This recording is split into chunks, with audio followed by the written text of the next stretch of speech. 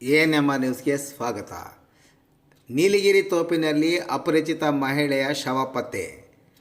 ಚಿಂತಾಮಣಿ ತಾಲೂಕಿನ ಅಂಬಾಜಿದುರ್ಗ ಹೋಬಳಿ ಬಾಗೇಪಲ್ಲಿ ರಸ್ತೆಯ ದನಮಿಟ್ಟೇನಹಳ್ಳಿ ಸಮೀಪದ ನಾಗಸಂದ್ರ ಗಡ್ಡೆ ಬಳಿ ಅರಣ್ಯ ಇಲಾಖೆಗೆ ಸೇರಿದ ನೀಲಗಿರಿ ತೋಪಿನಲ್ಲಿ ಸುಮಾರು 45 ವರ್ಷದ ಮಹಿಳೆಯ ಶವವೊಂದು ಪತ್ತೆಯಾಗಿದೆ.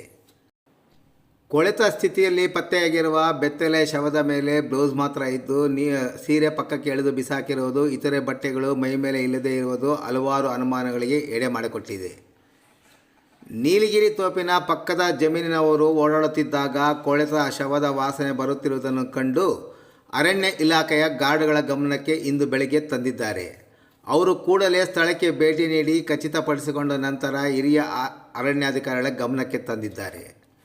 ಕೂಡಲೇ ಸಹಾಯಕ ಅರಣ್ಯಾಧಿಕಾರಿಗಳಾದ ಜಯಚಂದ್ರ ಮತ್ತು ವೆಂಕಟಣ್ಣರವರು ಇಂದು ಮಧ್ಯಾಹ್ನ ಸ್ಥಳಕ್ಕೆ ಭೇಟಿ ನೀಡಿದ ನಂತರ ಗ್ರಾಮಾಂತರ ಠಾಣೆ ಪೊಲೀಸರಿಗೆ ವಿಷಯ ಮುಟ್ಟಿಸಿದ್ದು, ಸ್ಥಳಕ್ಕೆ ಗ್ರಾಮಾಂತರ ಠಾಣೆಯ ಸರ್ಕಲ್ ಇನ್ಸ್ಪೆಕ್ಟರ್ ಶ್ರೀನಿವಾಸಪ್ಪ ಮತ್ತು PSI ನರೇಶ್ ನಾಯ್ಕ್ ಭೇಟಿ ನೀಡಿ ಪರಿಶೀಲನೆ ನಡೆಸಿದ ನಂತರ ಪ್ರಕರಣ ದಾಖಲು ಮಾಡಿಕೊಂಡಿದ್ದಾರೆ.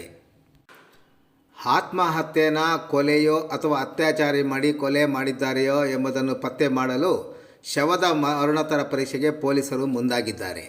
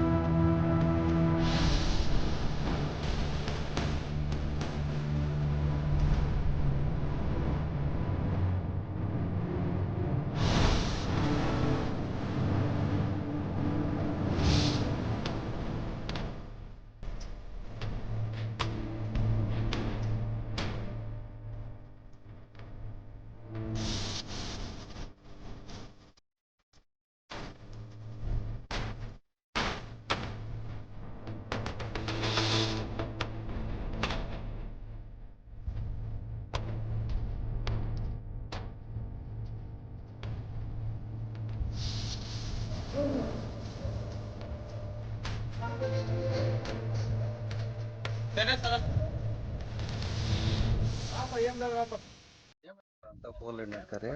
ಚಿಂತಾಮಣಿಯಲ್ಲಿ ಕೆಲಸ ಮಾಡ್ತಾ ಇದ್ದೀವಿ. ಇಲ್ಲಿ ಇವತ್ತು ಈ ದಿನ ನಮ್ಮ ಸಿಬ್ಬಂದಿಯವರು ಇಲ್ಲಿ ಬಂದು ಮಾಮೂಲಿ ಗಸ್ತ್ ಮಾಡ್ತಾ ಇದ್ದಾಗ ಇಲ್ಲಿ ಯಾವುದೋ ಒಂದು ಶವ ಬಿದ್ದಿದೆ ಅಂತೇಳ್ಬಿಟ್ಟು, ಯಾರೋ ಅಪರಿಚಿತ ಮಹಿಳೆದು ಒಂದು ಹೆಣ ಬಿದ್ದಿದೆ ಅಂತೇಳ್ಬಿಟ್ಟು ಯಾರೋ ಹೇಳಿದ್ಮೇಲೆ ಬಂದು ನೋಡಿದ್ದಾರೆ. ನೋಡಿಬಿಟ್ಟು ನಮಗೆಲ್ಲ ಇದು ಮಾಡಿದ್ರು. ನಮಗೆ ಇಂಟಿಮೇಷನ್ ಮಾಡಿದ್ಮೇಲೆ ನಾವೆಲ್ಲ ಬಂದು ಪರಿಶೀಲನೆ ಮಾಡಿ ಮತ್ತು ಪೊಲೀಸವ್ರನ್ನೆಲ್ಲ ಕರೆಸಿ ಎಲ್ಲ ಇದು ಮಾಡ್ತೀವಿ. ಸುಮಾರು ಒಂದು ಲೇಡಿದು ಒಂದು 40ರಿಂದ 50 ವರ್ಷ ಇರ್ಬೋದು.